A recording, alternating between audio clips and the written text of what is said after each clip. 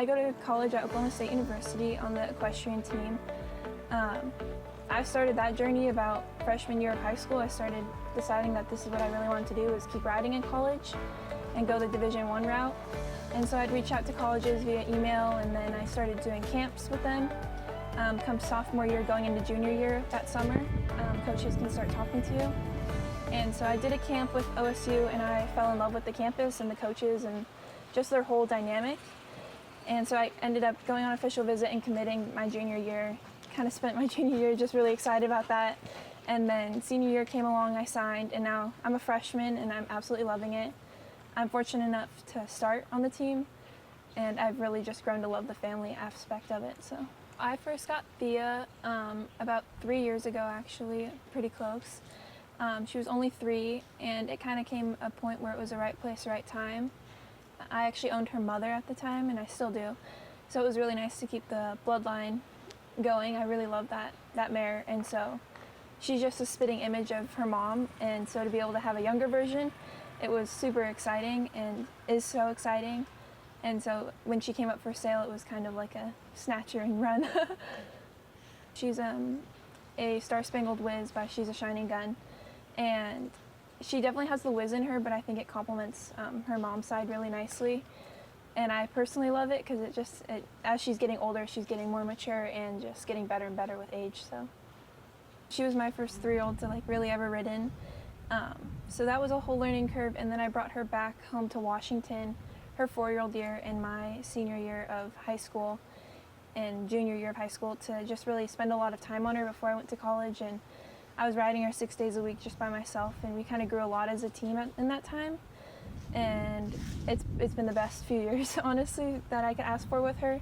4-year-old year came around, a lot of more team building. Finally, she was 5, and we kind of got it together. We did a few shows in the Northwest, and she felt really ready, and so I brought her to the Derby last year. And she was doing really well. We were plussing maneuvers. We did really well in the pre-finals, and she just never really stuck her stops, which was never really our strong suit, but something just didn't seem right.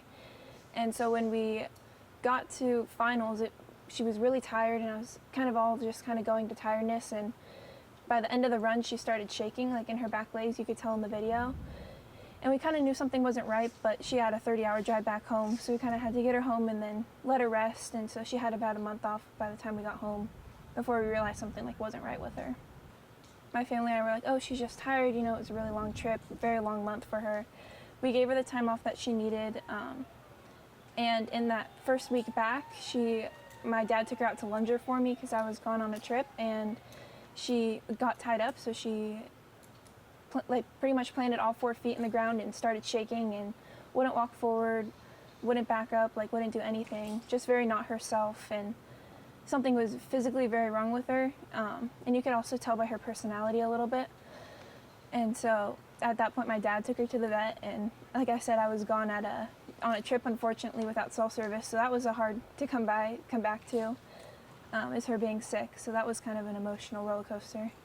We never really got a definitive answer of what she had, but it pretty much is to do with a vitamin E deficiency and celium deficiency, and because of the hay in the Northwest, it doesn't provide as much as other places, and so she just kind of got malnourished in some of those vitamins, and it started coming out as symptoms of tying up and stuff.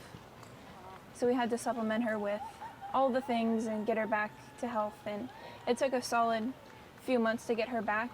Fortunately, there wasn't a rush to get her back because I was going off to college, and she didn't need to show the rest of the year, so she's had a lot of time off to recover. I got to help recover her before we could even start riding her. I was the one lunging her. It started off with just 5-minute walks in the paddock and on the lunge line, and then 5-minute jogs, and just kind of however much she could take, just kind of increasing it 2 minutes every day. So it was a very long process. But by the time she was ready to start riding, my dad had to take over and start just kind of doing the light stuff before she could go back into training.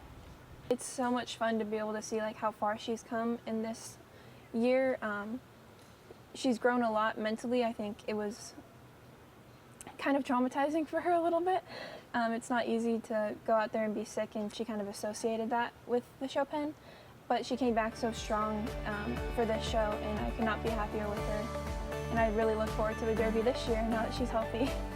I want to thank Luke Gagnon a lot for helping bring her back and now getting her back on the track for the Derby and for show life. And I really appreciate everybody who had a journey in that.